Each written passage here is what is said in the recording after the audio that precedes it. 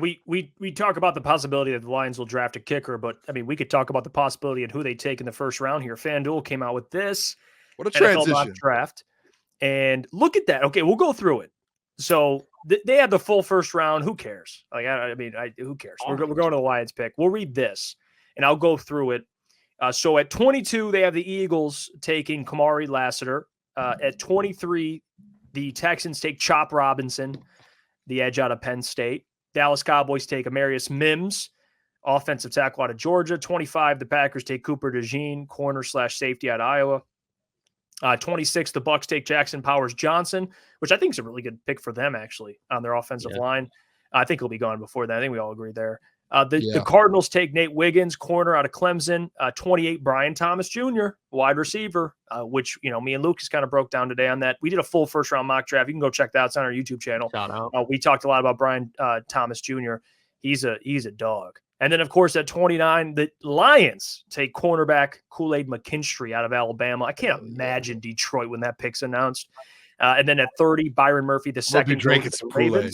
Oh, yeah. And then 31, Jordan Morgan, offensive tackle at Arizona, goes to the 49ers. And at 32, the Chiefs get Keon Coleman, which is kind of an interesting one.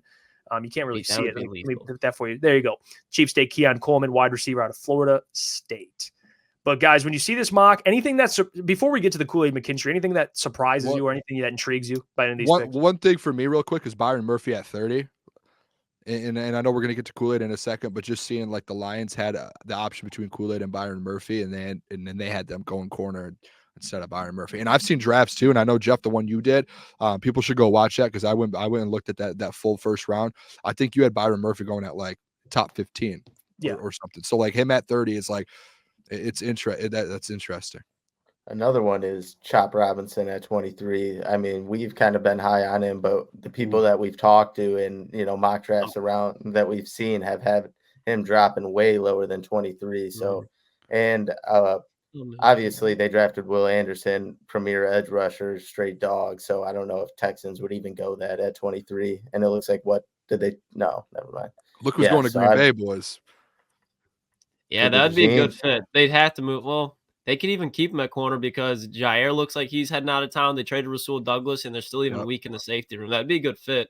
But there's no way that Nate Wiggins falls to 27 either.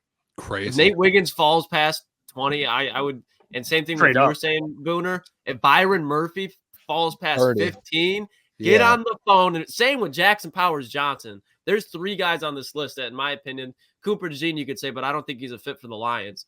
There's 3 guys that you make a move up and call for, in my opinion. Byron Murphy at 30 is shocking to me. It's shocking.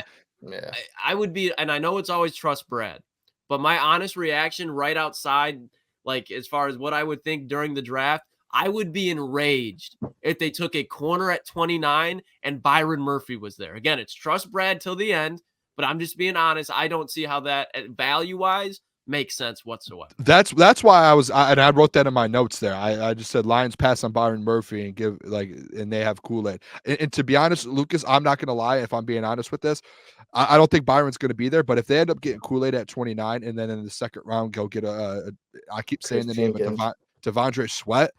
Like that to me, like that 1-2, I'll roll with that, and I'm happy with it. And that's if Byron Murphy's not there. Even if that's just where I'm at with it. Like I feel like getting those 2 compared to the 1 is a little bit of a better package.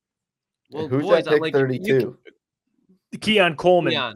He went to the Chiefs, which that's a good one.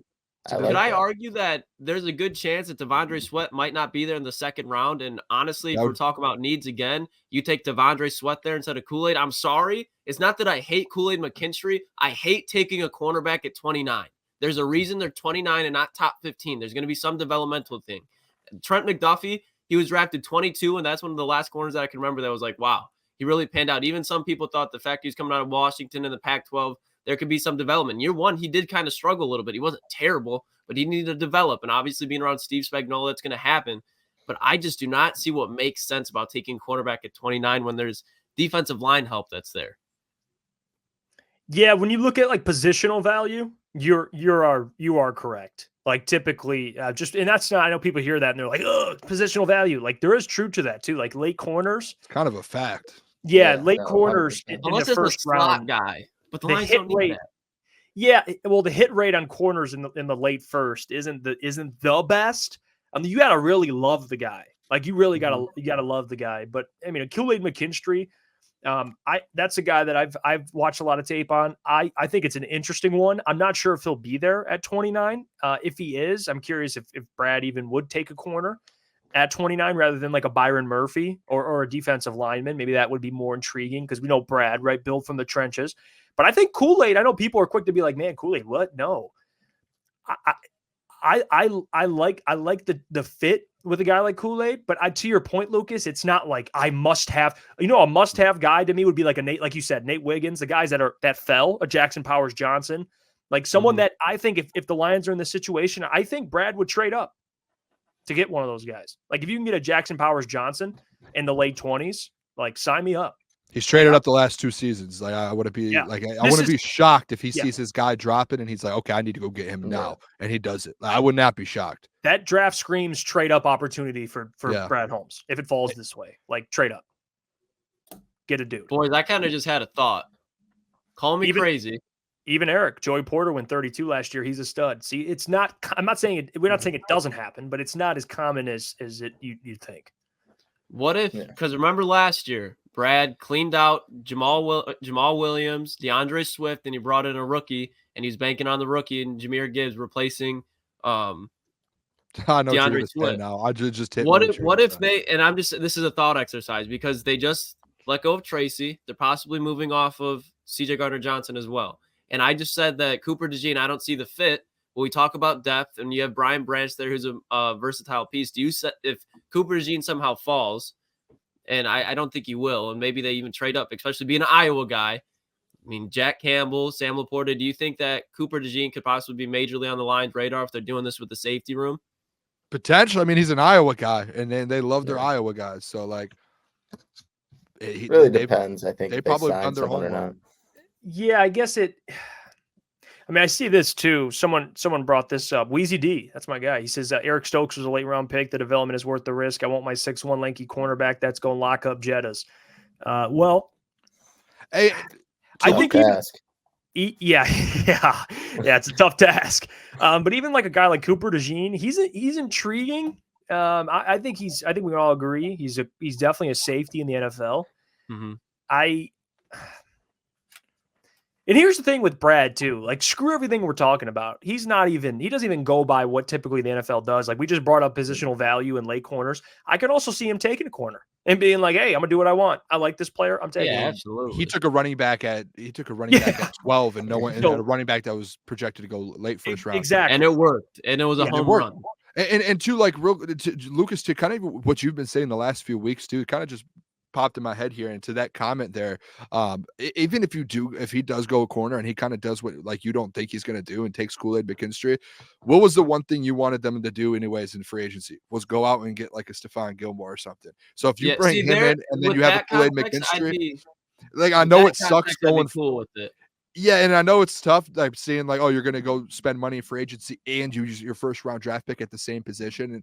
But like I think they have the flexibility to do that and as well go spend money at an edge and still draft an edge in the second round or interior defensive lineman. But I think that's kind of to the point to that comment. I can't remember who said it, but like where you can let Kool-Aid develop and still get a ton of reps, just like Brian Branch did last year. And then once he's like really in there, it's like, okay, now you have a dude. And now you have Kool-Aid McKinstry, Cam Sutton, and Stephon Gilmore. And obviously Stephon's going to probably be on like a 1 or 2 year deal. Cam Sutton on 2 more years. And Kool-Aid's that your next guy up. And he's learning under Stephon Gilmore and Cam Sutton.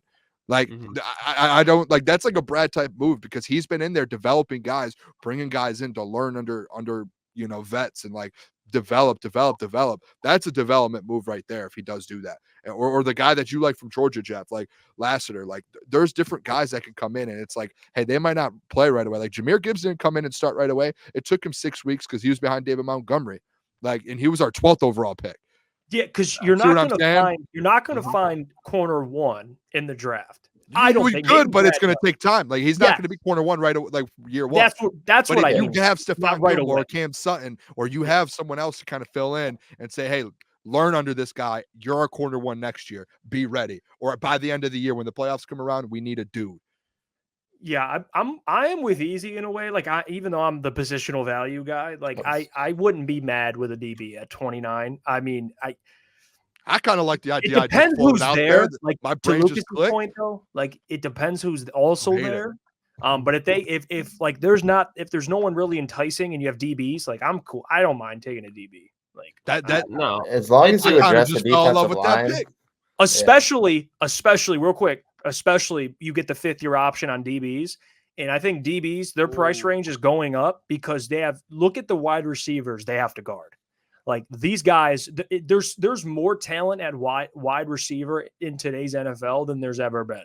I mean, every team, just because of the rule changes and how the NFL is, like you need DBs, like you need corners, and you get that 5th-year option. Like I don't hate it. It just depends who's there, honestly, and what they do in free agency, of course. Yeah, and Gentry, I think you hit it spot on, so you could even elaborate it more. And like Booner, like we talked about it before, like I wouldn't hate it. At the end of the day, it's trust Brad regardless. Like if they take a DB at 29, who am I to judge Brad Holmes? He knows 10 times more than I will ever possibly know about football. It's just it goes back to the positional value. But you're right. If they do get a veteran, I'm not going to hate it whatsoever because then you just got a guy that when the Stephon Gilmore of the free agency then decides that he's not going to be in Detroit anymore, you have a guy that's just learned from him. But it all depends around the context of free agency, to Gentry's point. Yeah, no, obviously if you get the defensive line handle and all that stuff, and it kind of really just depends on what you do in free agency. And cornerback is one of the biggest needs, if not the biggest, depending on how you view it. So obviously I still look for, like Lukas said, for them to sign a veteran and kind of give whoever this cornerback is maybe some time to kind of groom in. But I expect them to be out there, obviously, if you're a first-round pick, playing some quality time. But there is still room for, you can get a veteran and kind of give him some time. But you got to address the defensive line no matter what. And there's still room for him to do that in free agency and whatnot if he doesn't take, one of those positions of need with the first-round pick. Yeah, I mean, I'm with this comment here. Oh, my bad, Bill. Didn't mean to snipe you there. I like this comment. Anthony Willis, DPA at 29. If I can get a starting offensive lineman or a D lineman, that's where I go.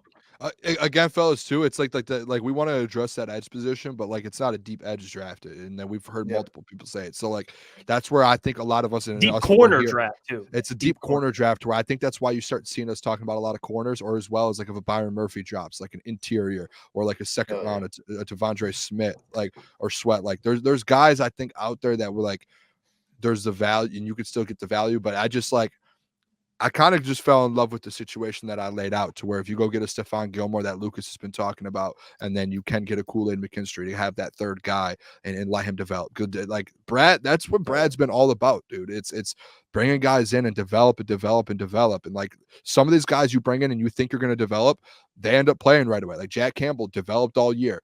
Jahmyr Gibbs took about 20% of the season to develop and kind of learn a little bit and get comfortable behind David Montgomery. Like Brian Branch, he didn't play like a ton of snaps right away. He was playing in Kansas City. He had to cue the pick six, but like you saw throughout the year, like he like go look at his snap count. Like it was down and up randomly with the safety situation. So like I don't hate the idea of it. And then a lot of people are thinking like this, whoever they draft is going to be like a day one starter, and he might be, but like whatever Brad does, I'm very, very comfortable with it.